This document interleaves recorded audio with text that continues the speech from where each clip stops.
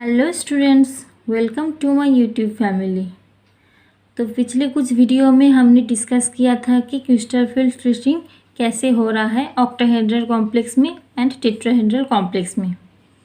तो आज हम उसी के ऊपर दो क्वेश्चंस देख लेते हैं, उसका आंसर क्या होगा और आपके एग्ज़ाम में कैसे क्वेश्चंस पूछे जा सकते हैं। ठीक है, तो यहाँ पे चलो देख लेते हैं फर्स्ट क्वेश्चन क्या है। The magnetic moment of an octahedral cobalt-2 complex is 4 bm.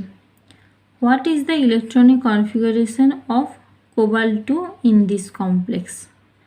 तो यहाँ पे क्वेश्चन में क्या पूछा गया है, जो कोबाल्ट-2 का ऑक्टाहेड्रल कॉम्प्लेक्स होता है उसमें मैग्नेटिक मोमेंट क्या है 4 bm।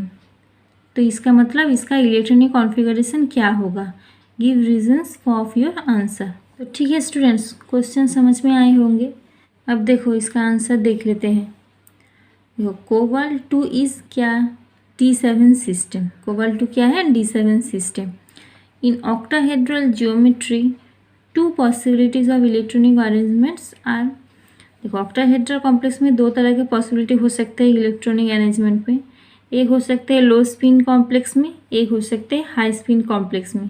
अब लो स्पिन कॉम्प्लेक्स में क्या होगा इलेक्ट्रॉनिक अरेंजमेंट, T2G6 Eg1। ठीक है, देखो ये क्या है D7। तो हम क्या कर रहे हैं ऑक्टाहेड्रल कॉम्प्लेक्स यानी कि 1 2 3 1 2। ये क्या है T2G और ये क्या है Eg। तो यहाँ पे D7 तो लो स्पिन मतलब पेयर होना चाहेगा। इसका मतलब 1 2 3 4 5 6 और ये रहा 7। तो यहाँ पे देखो इलेक्ट्रॉनिक कॉन्फ़िगरेशन क्या है T2G6 एंड Eg1। तो यहाँ पे मैंने ये लिखा। और हाई स्पिन में क्या है, हाई स्पिन देखो 1 2 3 4 5 और ये रहा 6 और ये क्या है 7। तो यहाँ पे क्या है T2G5 एंड Eg2। यहाँ पे मैंने ये लिखा है। अब देख लेते हैं। In low spin complex the number of unpaired electrons is 1 which is shown in figure below. तो लो स्पिन कॉम्प्लेक्स में क्या है, अनपेयर्ड इलेक्ट्रॉन 1 है। अब देखो वही पिक्चर मैंने यहाँ पे अच्छे से ड्रॉ करके रखा है, आप देख लो। यहाँ पे लो स्पिन कॉम्प्लेक्स में मैंने अभी दिखाया है, तो वही मैंने यहाँ पे ढंग से लिखा है। तो देख लो यहाँ पे क्या है 1 2 3 4 5 6 और ये क्या है 7। यानी कि आप सब देख सकते हैं यहाँ पे अनपेयर्ड इलेक्ट्रॉन कितने हैं, 1 अनपेयर्ड इलेक्ट्रॉन। इसका मतलब 1 अनपेयर्ड इलेक्ट्रॉन है तो इसका मैग्नेटिक मोमेंट क्या होगा। अब सब लोगों को पता ही होगा कि इसका मैग्नेटिक मोमेंट कैसे निकालते हैं। μSO इक्वल्स टू क्या होता है √n × n+2। n मतलब अनपेयर्ड इलेक्ट्रॉन, तो यहाँ पे अनपेयर्ड इलेक्ट्रॉन कितने हैं 1, यानी कि √1 × 1+2 bm। इसका वैल्यू कितना आएगा 1.732 bm, which is not agree with the experimental value।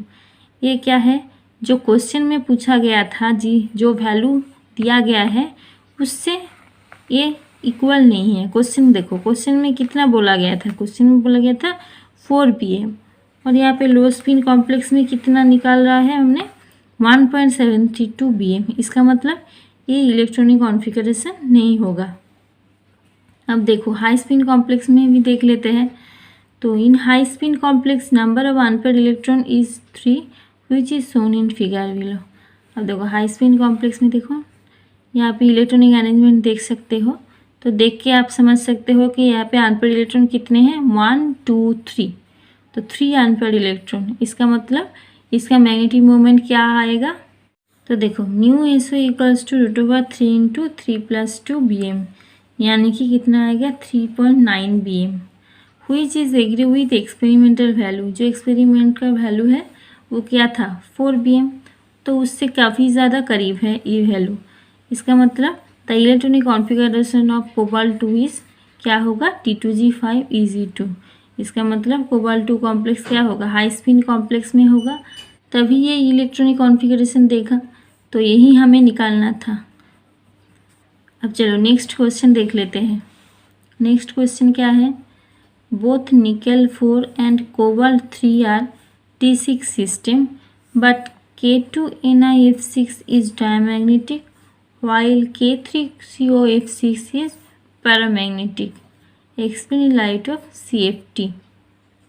देखो निकेल 4 एंड कोबाल्ट 3 दोनों क्या होता है D6 सिस्टम, लेकिन जब पोटेशियम के साथ निकल कॉम्प्लेक्स बना रहा है तो क्या होगा डायमैग्नेटिक, एंड कोबाल्ट जब कॉम्प्लेक्स बना रहा है तो वो क्या होगा पैरामैग्नेटिक। तो ये हमें CFT की मदद से एक्सप्लेन करना होगा। तो चलो आइए देख लेते हैं इसका आंसर क्या होगा। इन K2NiF6 the oxidation state of nickel is +4।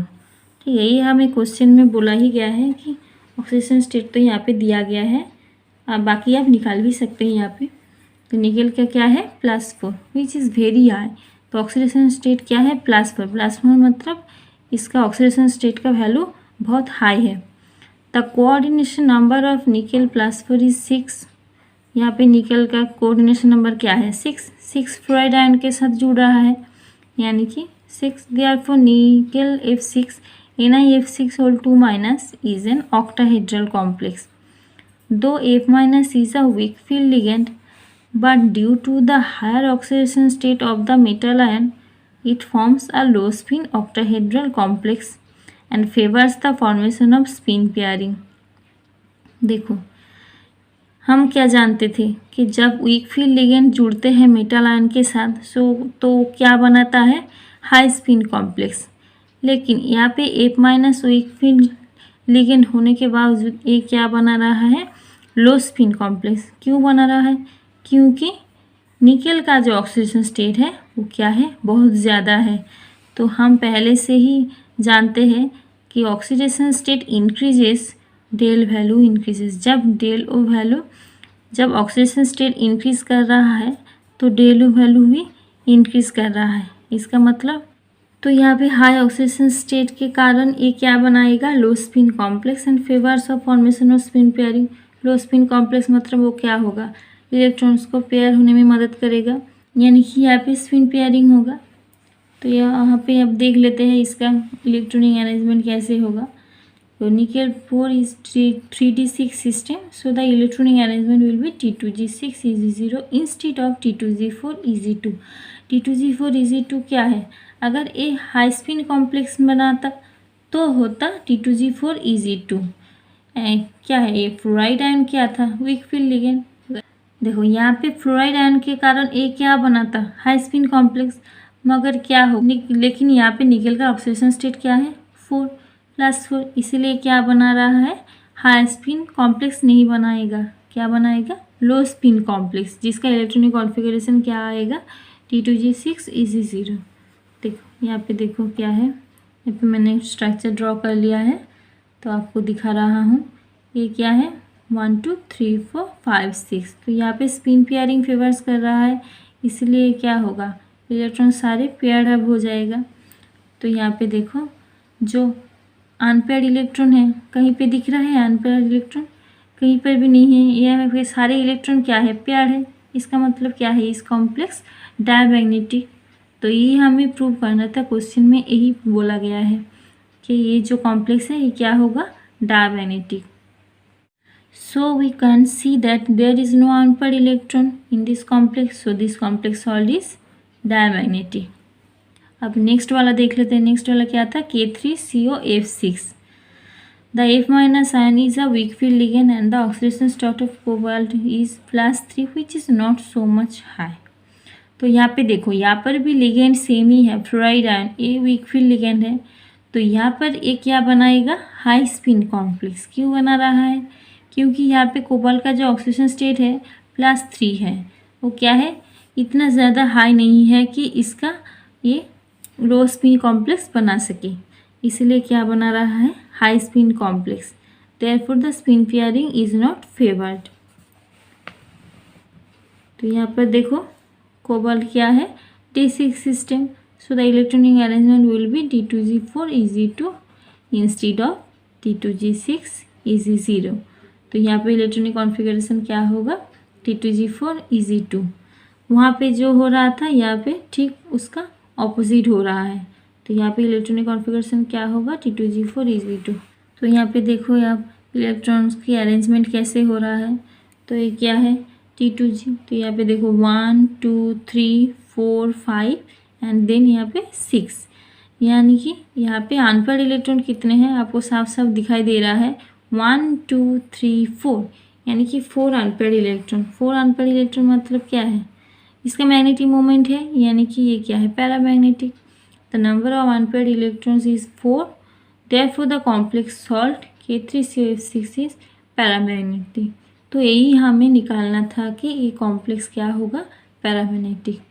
बस यही इसका आंसर है। ऐसे ही लिख सकते हैं आप इस सारे क्वेश्चंस का आंसर। ये बहुत ही आसान है, 2-3 बार अगर आप प्रैक्टिस करेंगे तो आपको बिल्कुल आ जाएगा इसका आंसर। तो चलो आज के लिए बस इतना ही, मिलते हैं अगले वीडियो पे। Thank you for watching this video.